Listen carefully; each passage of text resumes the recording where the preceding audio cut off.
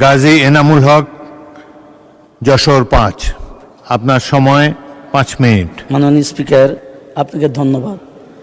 আজকে 2026-27 অর্থবছরের বাজেট এমন সময় প্রস্তাব করা হয়েছে যখন বাংলাদেশের অর্থনীতি কম, উচ্চ মূল্যস্ফীতি, কম রাজস্ব আদায়, দুর্বল বেসরকারি বিনিয়োগ, কর্মসংস্থানের ধীরগতি, ব্যাংকিং খাতে দুর্নীতি, দুর্বলতা এবং বৈদেশিক মুদ্রার চাপের মতো এক চ্যালেঞ্জ আমাদের সামনে দাঁড়িয়ে আছে। মাননীয় স্পিকার, বাজেটের মূল দর্শন তো এটাই হওয়া উচিত: মানব উন্নয়ন, সামাজিক সুরক্ষা, কর্মসংস্থান, উদ্যোক্তা উন্নয়ন এবং বেসরকারি খাত নির্ভর প্রবৃদ্ধির মাধ্যমে অর্থনৈতিক পুনরুদ্ধার। তবে বাজেটের সাফল্য শুধু বরাদ্দের পরিমাণের উপর নির্ভর করবে না, বরং বাস্তবায়নের দক্ষতা, রাজস্ব আহরণ এবং প্রকল্প ব্যবস্থাপনার উপর নির্ভর করবে। মাননীয় স্পিকার, বর্তমান প্রস্তাবিত এই বাজেটের যে ভালো সূচক আছে সেটা আমি স্বীকার করছি। এক, বাজেটের শিক্ষা, স্বাস্থ্য এবং সামাজিক সুরক্ষা নিরাপত্তা খাতে গুরুত্ব বৃদ্ধি, এটা একটি এই বাজেটের ইতিবাচক দিক। দ্বিতীয়ত, বার্ষিক উন্নয়ন কর্মসূচিতে শিক্ষা স্বাস্থ্য খাতের বরাদ্দ বৃদ্ধি বাজেটের আরও একটি ভালো দিক। তৃতীয়ত, বাজেটের সামাজিক কল্যাণ এবং বিশেষ চাহিদা সম্পন্ন গোষ্ঠীর জন্য সহায়তা রাখা হয়েছে। এটা সমাজ কল্যাণ মন্ত্রণালয়ের অধীনে বিশেষ চাহিদা সম্পন্ন জনগোষ্ঠী উন্নয়ন সহায়তায় 14,500 কোটি টাকা বরাদ্দ রাখা হয়েছে। এটি অন্তর্ভুক্তিমূলক বাজেটের একটি ভালো দিক। মাননীয় স্পিকার, চতুর্থত, বাজেটটি শুধু অবকাঠামো নয়, বরং কর্মসংস্থান, উদ্যোক্তা উন্নয়ন, শিক্ষা, স্বাস্থ্য, সামাজিক সুরক্ষাকে গুরুত্ব দিয়েছে। এটি দীর্ঘদিনের অবকাঠামো কেন্দ্রিক বাজেট চিন্তা থেকে কিছুটা মানবমুখী করার চেষ্টা করা হয়েছে। এটা হচ্ছে বর্তমান প্রস্তাবিত বাজেটের একটি ভালো দিক। মাননীয় স্পিকার, এই বাজেটের কিছু খারাপ দিক আছে, যেটা আমি সরকার দলীয় মাননীয় সংসদ সদস্যদেরকে বিবেচনা করার জন্য বলব। সেটা হচ্ছে, বাজেটের সবচেয়ে বড় দুর্বলতা হচ্ছে রাজস্ব আহরণের লক্ষ্যমাত্রা অতিরিক্ত আশাবাদী। 2026-27 অর্থ বছরে আমরা জানি লক্ষ্যমাত্রা ধরা হয়েছে 6,95,000 কোটি টাকা, কিন্তু আমরা বিগত বছরের তুলনায় এটা দেখি 18.2% বেড়েছে।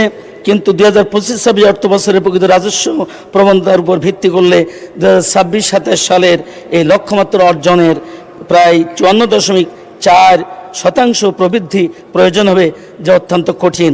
অর্থাৎ বাজেটের ব্যয় পরিকল্পনা বড় হলেও সেই ব্যয় নির্বাহের জন্য প্রয়োজনীয় রাজস্ব আহরণ অনিশ্চিত হয়ে পড়বার আশঙ্কা রয়েছে। মাননীয় স্পিকার, দ্বিতীয়ত, মূল্যস্ফীতির লক্ষ্যমাত্রা বাস্তব তুলনায় আশাবাদী। আমরা বাজেটে 2026 অর্থ বছরের মূল্যস্ফীতি লক্ষ্য ধরা হয়েছে 7.5, কিন্তু 2026 সালের মে মাসে 12 মাসের যে গড় মূল্যস্ফীতি ধরা হয়েছে ছিল 8.63 এবং পয়েন্ট টু পয়েন্ট মূল্যস্ফীতি ছিল 9.42। তাই খাদ্য সরবরাহ, জ্বালানি সরবরাহ, মুদ্রানীতি ও সরকারি ব্যয়ের উৎপাদনশীল ব্যবহার নিশ্চিত না হলে মূল্যস্ফীতি লক্ষ্যমাত্রা অর্জন কঠিন হয়ে পড়বে। মাননীয় স্পিকার, বেসরকারি বিনিয়োগ ও ঋণ প্রবৃদ্ধির লক্ষ্য অনিশ্চিত। বাজেটে বেসরকারি খাতে ঋণ প্রবৃদ্ধির লক্ষ্য 9.4 ধরা হলেও 2026 সালের এপ্রিল পর্যন্ত বেসরকারি ঋণ প্রবৃদ্ধির মাত্রা ছিল 4.75।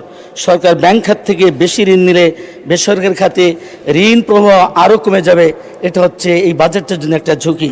মাননীয় স্পিকার, বার্ষিক উন্নয়ন বাজেটের একটি বড় সমস্যা হলো 2026-27 অর্থ বছরে এডিবিতে ধরা হয়েছে 3 লক্ষ কোটি টাকা, যা 2025-26 অর্থ বছরের এডিবির তুলনায় 30.4% বেশি। কিন্তু 2025-26 অর্থ বছরের প্রথম 10 মাসে এডিবির বাস্তবায়ন হয়েছিল মাত্র 35.4%। মাননীয় স্পিকার, এই বাজেটের আরেকটা মন্দ দিক হচ্ছে প্রকল্প বাস্তবায়নে বিলম্ব ও ক্যারিওভার প্রকল্পের সংখ্যা বেশি। আমরা 2026-27 অর্থ বছরে 377টি ক্যারিওভার প্রকল্প রয়েছে এবং কনক্লুডিং এবং ক্যারিওভার মিলে মোট 780টি প্রকল্প শেষ হওয়ার কথা, কিন্তু পরিকল্পনা কমিশন মাত্র 231টি প্রকল্প 2026-27 অর্থ বছরে শেষ হতে পারে বলে চিহ্নিত করেছে। এর অর্থ অনেক প্রকল্প বরাদ্দ পেলেও সময় মতো তা শেষ হওয়ার সম্ভাবনা কম। মাননীয় স্পিকার, আমার সময় ফুরিয়ে আসার কারণে আমি আপনার কাছে নিবেদন করব, আমি আমার প্রস্তাবনা এবং মূল্যায়নটা বলার জন্য ঘাটতি বাজেটের মধ্যে যেই এটাকে গুরুত্ব দেওয়া দরকার, যেমন স্থানীয় সরকার পল্লী উন্নয়ন খাতে এবং গ্রামীণ অবকাঠামোর উন্নয়ন সেখানে ক্ষতিগ্রস্ত হবে, এবং শিল্প অর্থনীতি সার্ভিস এখানেও কমাবার কারণে এখানে বিনিয়োগ, উৎপাদন, কর্মসংস্থান সহায়ক কার্যক্রম দুর্বল হবে।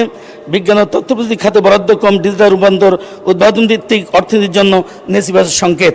মাননীয় স্পিকার, সবচেয়ে বেশি সমস্যা এই বাজেটের সেটা হচ্ছে বাজেটে মানব উন্নয়নমুখী ও সামাজিক কথা বলা হলেও শিক্ষা, স্বাস্থ্য, সামাজিক নিরাপত্তায় বরাদ্দ বৃত্তি ইতিবাচক হলেও রাজস্ব আহরণ যদি লক্ষ্যমাত্রা অনুযায়ী না হয় তাহলে এই খাতের কার্যকর বাস্তবায়ন বাধাগ্রস্ত হয়ে যাবে। মাননীয় স্পিকার, ব্যাংক ঋণের ঝুঁকি। মাননীয় স্পিকার, দেশ থেকে 1,12,000 কোটি টাকা ব্যাংক ঋণ নেওয়ার কথা বলেছে। ব্যাংক ঋণ, বৈদেশিক ঋণ যখন না পায় তখন এই বৃদ্ধি আরও বাড়তে পারে, এটা হলে তখন সাধারণ মানুষ ব্যাংক থেকে বিনিয়োগ নিয়ে তারা যে উৎপাদনমুখী কর্মসংস্থানে সৃষ্টি করবে সেটা বাধাগ্রস্ত হবে। এবং এই বাজেট বাস্তবায়নের প্রধান চ্যালেঞ্জ হচ্ছে যে সিম্বলিক অ্যালোকেশন। মাননীয় স্পিকার, দেখবেন এই জুন মাস আসলেই তখন তড়িঘড়ি করে কিছু বরাদ্দ দেয়। এই সিম্বলিক অ্যালোকেশনের মাধ্যমে আসলে কাজ তেমন ভালো হয় না, বরং স্থায়ী এবং টেকসই উন্নয়নের জন্য এই পুরো বছর ধরে ভারসাম্যপূর্ণ ভাগ করে করে যদি উন্নয়ন কাজ করা হয় তাহলে শেষ পর্যন্ত সিম্বলিক অ্যালোকেশন দেওয়ার কোনো প্রয়োজন হয় না। মাননীয় স্পিকার, আমার বিশেষ একটি পরামর্শ হচ্ছে আমাদের আধুনিক দুনিয়াতে এই বর্ষকে পরিবর্তন করে ডিসেম্বর জানুয়ারি করা আছে, এটা করতে পারলে আমরা উন্নয়ন আরও আমাদের ত্বরান্বিত হবে। মাননীয় স্পিকার, আমি এই বাজেটে বিশেষভাবে অনুরোধ করব মাননীয় স্পিকার, যদি দুর্নীতি কমানো যায় তাহলে আমরা বিশ্বাস করি সরকার যে বাজেট প্রণয়ন করেছে দুর্নীতিমুক্ত হলে কাঙ্ক্ষিত পদে যাওয়ার পথ উন্মুক্ত হবে।